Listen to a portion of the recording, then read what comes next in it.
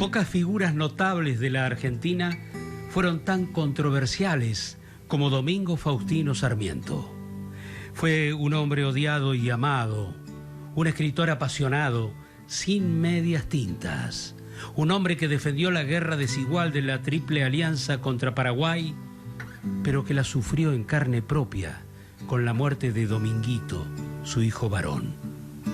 Él amaba los Estados Unidos y es bien sabido que no quería a los gauchos ni a los caudillos provinciales a los que tildaba de bárbaros. Un hombre políticamente incorrecto.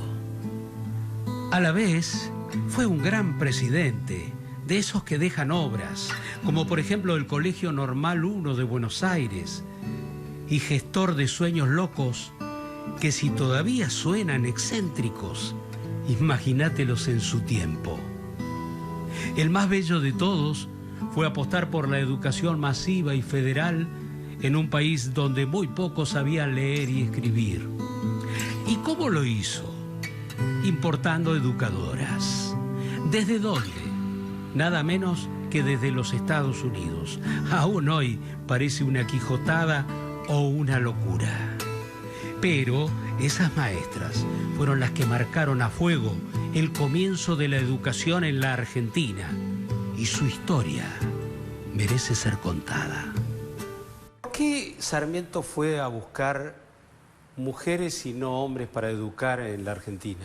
Ya Pestalozzi había descubierto, el gran pedagogo en el que se inspira toda la pedagogía de Estados Unidos y la nuestra, había descubierto que la mujer era una mejor pedagoga que el hombre, por un lado. Y por otro lado, Sarmiento, que sabía que las arcas argentinas no eran muy fastuosas, sabía que las mujeres cobraban la mitad. Cobraban menos. Cobraban menos. Él pidió que fueran jóvenes, atractivas, de buenos modales, de buena educación, de buenas familias y, en lo posible, que supieran hacer gimnasia y que fueran de carácter entusiasta. Y solteras. Había como una idea de él de que estas mujeres se iban a casar con argentinos y que iban a nacer linajes mixtos. Claro. No lo logró porque ninguna de las 61 se casó con un argentino. Mirá vos.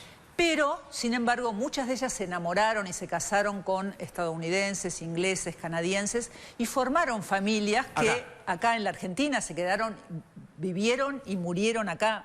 Muchas de ellas vinieron motivadas por el desafío de crear una nación, porque Sarmiento estaba creando una nación. El objetivo de Sarmiento es que ellas venían al país para formar maestras argentinas. Y las fue a buscar a Estados Unidos. Entre todos los problemas había uno fundamental. ¿Sabían ellas hablar en español? Porque de otro modo, ¿cómo educarían? Las maestras de Sarmiento fueron aprendiendo el idioma aprovechando ese largo viaje en barco a través del océano. Esa fue la primera muestra del temple con que encararon esta aventura educativa.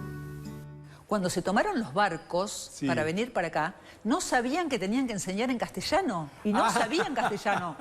Y todas las maestras tuvieron que aprender castellano y balbuceaban y los alumnos las cargaban, se reían de ellas porque pronunciaban mal. La religión y el idioma fueron los dos talones de Aquiles de Sarmiento. Trajo de las 61, solo 3 eran católicas, el resto eran protestantes. A un país católico, sobre todo Córdoba. Las dos maestras bostonianas que llegan a Córdoba, se hicieron manifestaciones en contra de ellas, les tiraban piedras, las escupían por la calle. Pintaron el edificio de la escuela normal, pintaron "Esta es la casa del diablo". Tal fue la situación que una de ellas, que tenía 22 años, Frances Armstrong, pidió una audiencia con el enviado del Papa, Monseñor Matera, y llega a un acuerdo con él. Él le permite abrir la escuela normal, porque la iglesia había dicho que iba a excomulgar a los padres que enviaran a sus hijos a la escuela normal. Bueno, eran cuestiones religiosas, la iglesia hasta ese momento tenía, las escuelas estaban en manos de ellos, eran cuestiones delicadas políticas, digamos. Entonces, Frances Armstrong acuerda esto y la reprenden terriblemente y le dicen que ella no puede meterse en cuestiones políticas y finalmente las dos maestras son expulsadas de la provincia y se pone a directores locales. Y ellas van a trabajar a otras provincias. ¿Hubo maestras que se volvieron rápidamente porque no se adaptaron? Ninguna. Todas las maestras cumplieron el contrato. Emma Nicolai Caprile también llegó de Norteamérica, aunque era de origen polaca y ya casada con un italiano en 1870. Hasta que el Estado argentino le encomendó 4 años más tarde la fundación y dirección del Colegio Normal número 1 de Buenos Aires. No solo eso, también Emma hizo los dibujos acerca de cómo debería ser el edificio para funcionar como una escuela moderna, tarea que después completó el arquitecto, diseñando un verdadero templo del saber y una joya arquitectónica. Estuvo 10 años al frente del colegio y era católica entre todas las que vinieron. Cuando murió, recibió todos los honores de las autoridades.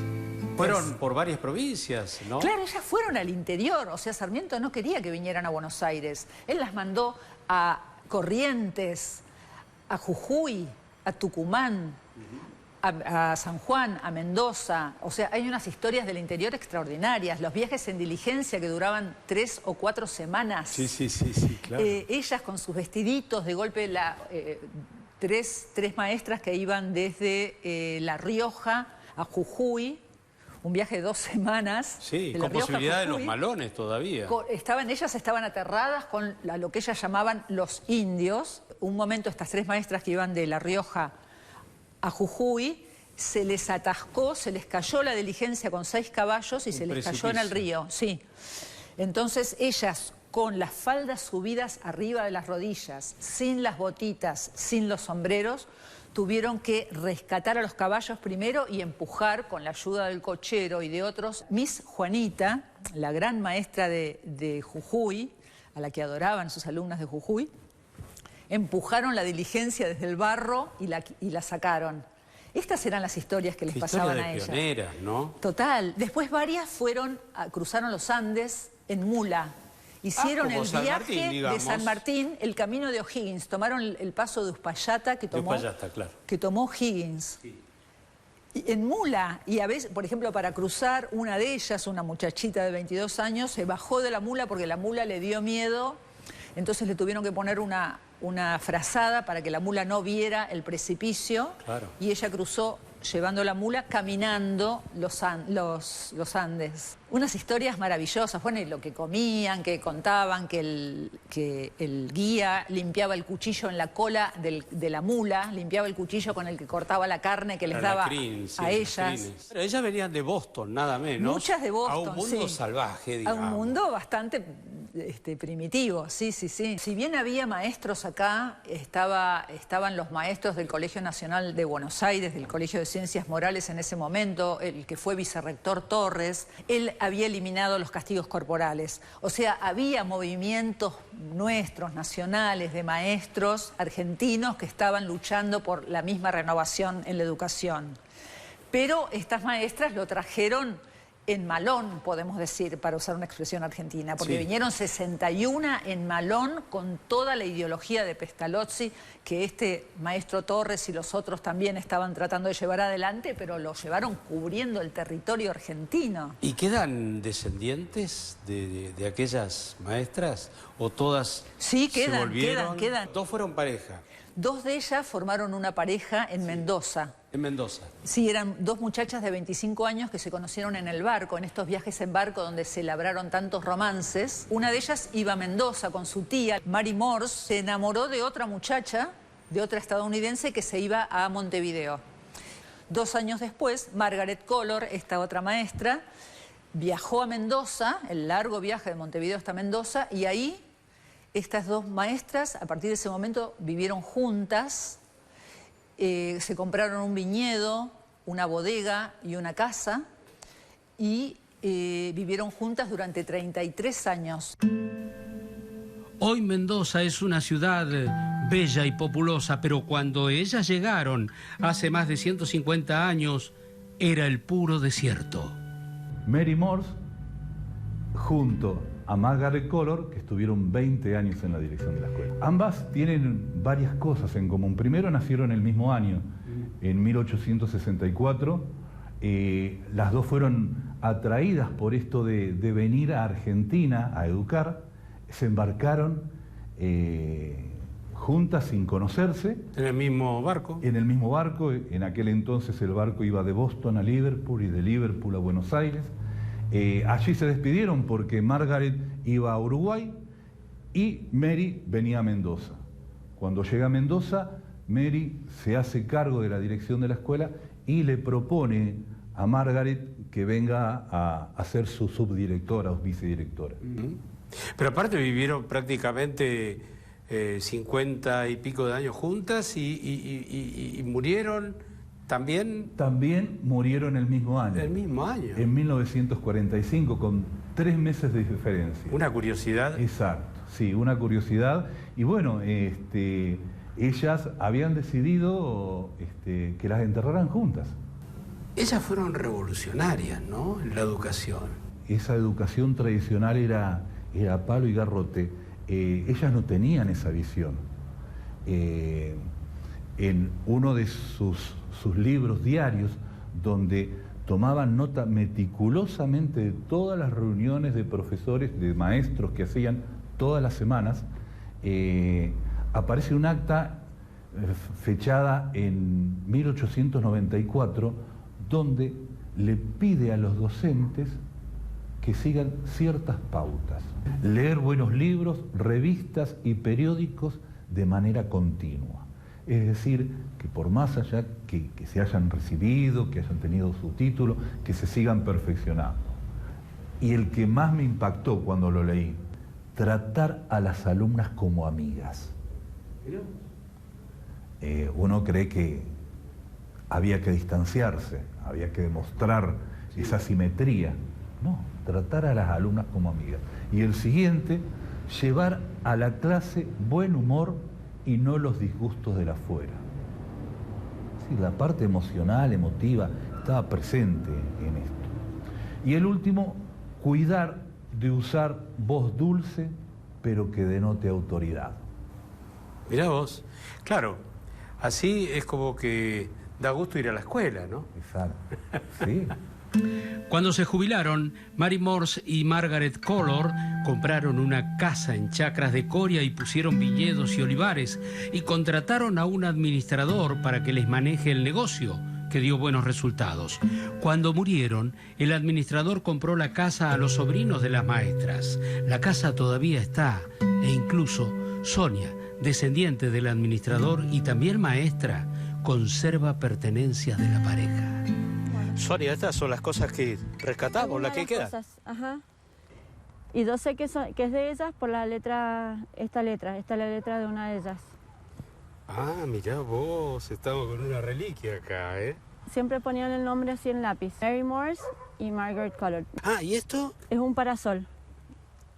Porque si lo abrí un poquito, claro, ¿no? Mirá, Porque la tela está ardida. Mirá. Claro.